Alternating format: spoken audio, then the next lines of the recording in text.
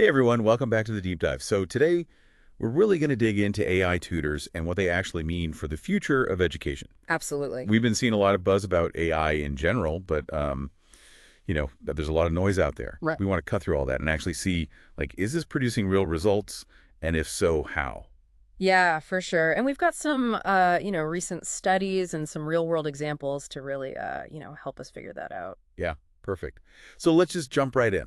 Yeah. Okay, so we're seeing some pretty remarkable learning gains with AI tutors, and one of the examples that caught my eye was this Alpha School in Texas. Okay.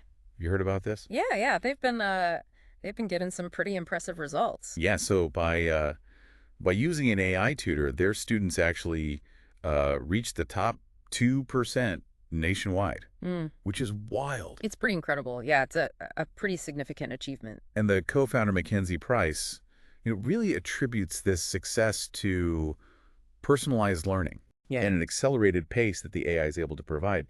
But what's also interesting is that they still keep a really balanced curriculum. Right. They're not just like, let's drill math facts all day. Yeah, exactly. They're not just focusing on, kind of narrow academic skills. Right. They're thinking about life skills too, which is really important. I think that's something that sometimes gets overlooked in these conversations about AI and education. Yeah, for sure. And, it makes you wonder, like, how is this AI actually adapting to each student? Like, what is it doing specifically? Right. Yeah, that's the big question. Is it adjusting, the difficulty of the material? Is it changing the style of how things are presented? Hmm.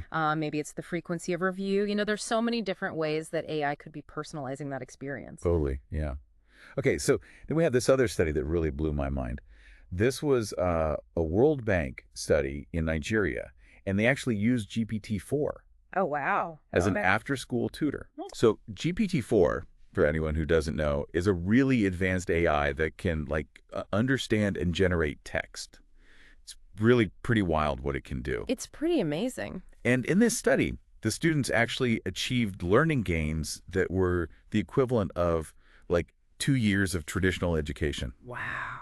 in just 6 weeks. That's incredibly I know. fast. 2 years of learning compressed into 6 weeks. I know, crazy, right? And they focused on English. This was like a really rigorous study. They had a control group. Right, right. So it wasn't just like, oh, everybody's improving. They actually had a group to compare it to. Yeah, and this is really, carefully measured. Mm-hmm. It makes you wonder, like, what was GPT-4 doing that was so effective? Mm. Was it giving them like really specific explanations when they made mistakes? Yeah.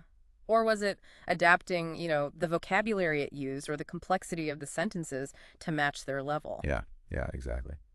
There are so many possibilities. It seems like this kind of really intensive and personalized support from the AI had a huge impact.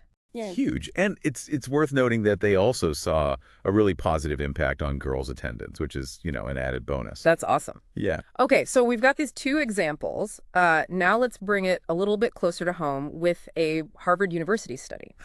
And they looked at undergraduate physics students, and they found that the students who were using these AI tutors, they learned twice as much Wow.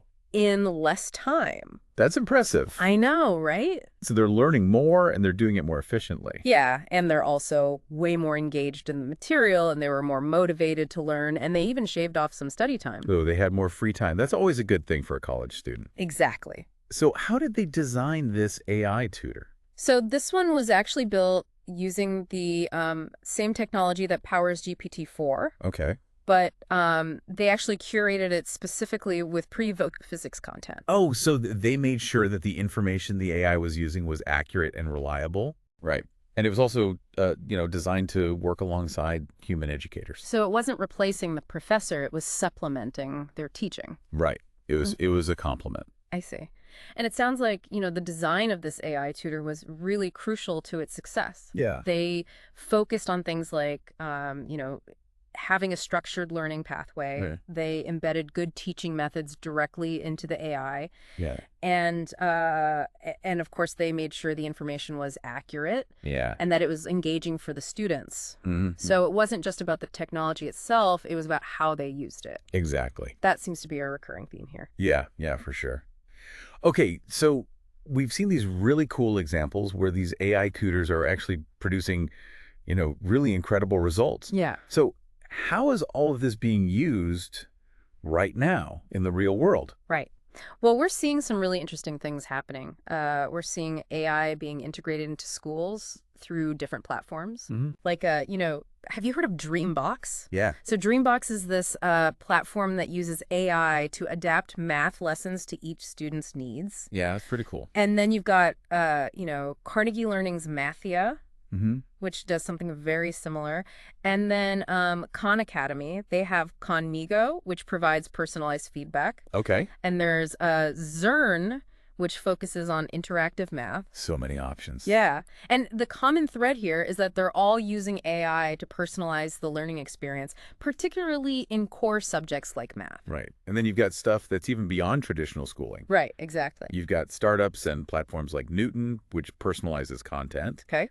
and Smart Sparrow, which offers adaptive online learning. Hmm. Duolingo, I mean, everybody knows Duolingo. Yeah, of course.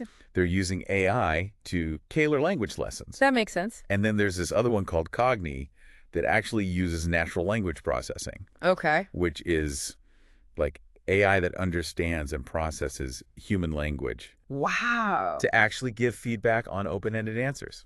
That's fascinating. I know. So it's not just multiple choice or fill in the blank. Right. It's actually able to understand what you're saying and give you feedback. That's incredible. So it seems like these startups are really pushing the boundaries of what's possible with AI in education. Totally. And then you also have like personal support tools Oh, right. like IBM Watson Tutor, Yeah. which can answer questions in natural language. So you could just ask it a question like you would a human tutor. Right. You don't have to like know any special commands or anything like that. That's really cool. And then there's Socratic by Google, which helps with homework. Oh, that sounds helpful. Yeah. And then there's Wolfram Alpha, which is like this super powerful computational engine. Mm-hmm. And then everybody's favorite Grammarly, which, provides writing feedback. So these tools are kind of like, on-demand learning support. Yeah, exactly. You Mhm. can use them whenever you need them, wherever you are. That's a game changer. So when you look at all these different examples, what are some of the big advantages of using AI in education? Well, I mean, I think the core benefit is really personalization.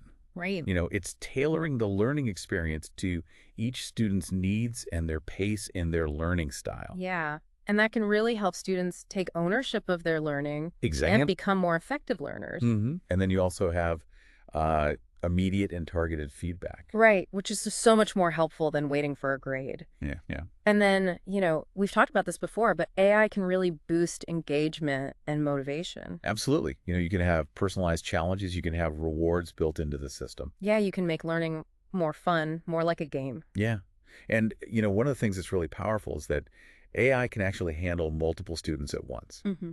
So you can have, one AI tutor that's working with dozens or even hundreds of students simultaneously. That's right. And that makes it much more scalable and efficient. Yeah.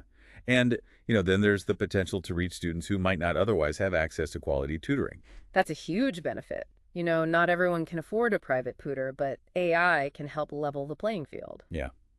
And I think this is a really important point, but we have to be super mindful of some of the challenges too. Oh, absolutely.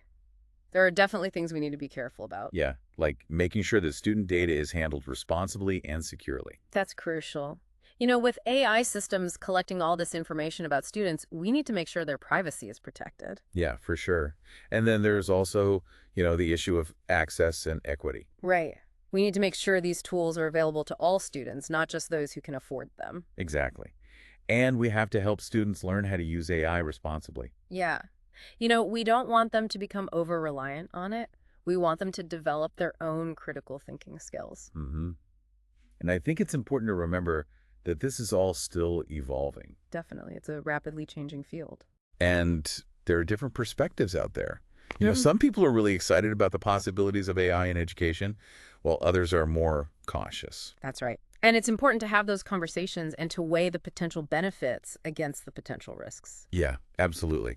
So it's clear that AI tutors have the power to really transform education, Yeah, but it's something we need to approach carefully and thoughtfully. for sure. So hopefully this has given you, some things to think about. Definitely. And on that note, here's something else to consider. As AI becomes more and more integrated into learning, how do we make sure that it actually enhances human interaction Mm, and that it fosters critical thinking, right. rather than replacing those essential elements Mm. of education? That's a really important question. What does that look like in practice for you? That's a good one. I'm gonna have to think about that. Yeah, something to ponder. Thanks for diving deep with us. Yeah, my pleasure. See you next time. See you.